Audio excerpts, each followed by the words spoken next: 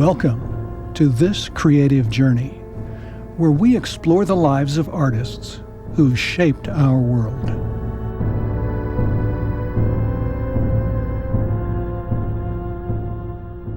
On this day, we embark on an odyssey through the life of Orson Welles, a name that echoes with innovation, controversy, and an unyielding artistic vision.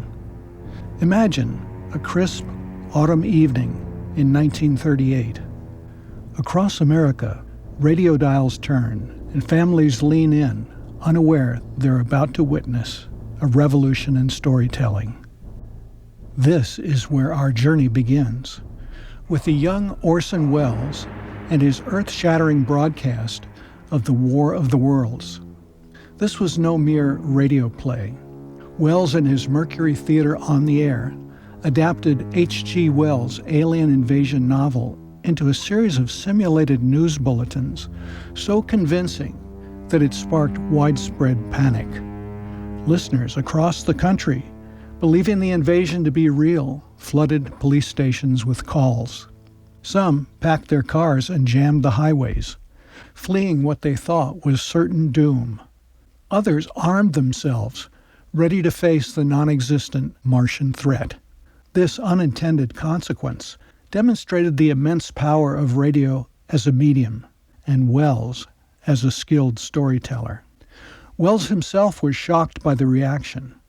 Having never intended to cause alarm, he later reflected, "Radio is new, and we are learning how to use it. The War of the Worlds was not intended to convert people to a belief in Mars monsters. It was intended to convert them to a belief in radio." And convert them he did. For in that moment, Orson Welles did not simply tell a story. He created a world so vivid, so real, that it blurred the very lines between fiction and reality. This, however, was but the opening act in a career that would reshape the very landscape of American art. For you see, Orson Welles was a man who lived to push boundaries, to challenge conventions, and in the years to come, he would turn his revolutionary gaze to an even grander canvas, the silver screen. In 1941, RKO Pictures took an unprecedented gamble. They offered the young Welles complete artistic control, including final cut privileges, a freedom unheard of for a first-time director. The result? Citizen Kane, a film that not merely pushed boundaries, it obliterated them. Welles, reflecting on his masterpiece, mused, "I thought I was making a sort of American comedy. When I saw it put together, I thought it was a quite cynical examination of American life." But with great art came great controversy. The film's perceived similarities to media mogul William Randolph Hearst ignited a firestorm. Hearst, wielding his considerable influence, sought to bury the film. Yet Welles stood firm, defending his vision against the full might of Hearst's empire. The aftermath proved brutal. Hollywood, once enamored with Welles' genius, now regarded him with suspicion. His next project, The Magnificent Ambersons, became a cautionary tale of studio interference. Welles lamented, "They destroyed Ambersons, and the picture itself destroyed me.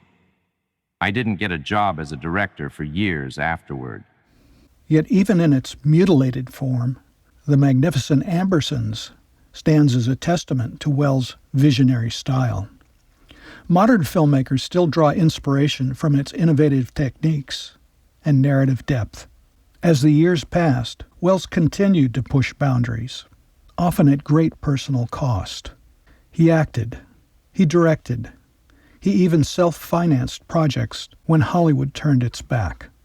In an industry increasingly driven by commerce, Welles remained a stubborn advocate for art. He once remarked, "I have always been more interested in experiment than in any kind of stable continuity. I prefer this cloudy, this unstable atmosphere." Even in his later years, Welles continued to innovate. His 1958 film, Touch of Evil, opens with a legendary 3-minute 30-second tracking shot, a single unbroken take that sets the tone for the entire film. This bravura display of technical and artistic prowess showcases Welles' enduring creativity and his ability to push the boundaries of cinema, even after years of studio conflicts. This struggle between artistic integrity and commercial pressures remains as relevant today as it was in Welles' time. The fight for creative control, the right to tell challenging stories, it is a timeless struggle in this industry. On October 10th, 1985, Orson Welles passed away at the age of 70. Fittingly, he was found at his typewriter. He had been working on yet another script. Even in his final moments, Welles remained dedicated to his craft, embodying the spirit of a true artist to the very end. What lessons can we learn from Welles' uncompromising journey? First, dare to innovate. Welles didn't merely think outside the box. He reconstructed it entirely. Your unique vision has the power to reshape your entire field. Second, defend your art. Yes, there will be obstacles, critics, and naysayers.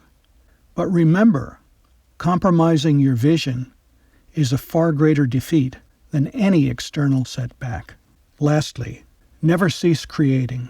Let Welles' dedication be your inspiration. Create with passion and purpose, for that is the true mark of an artist.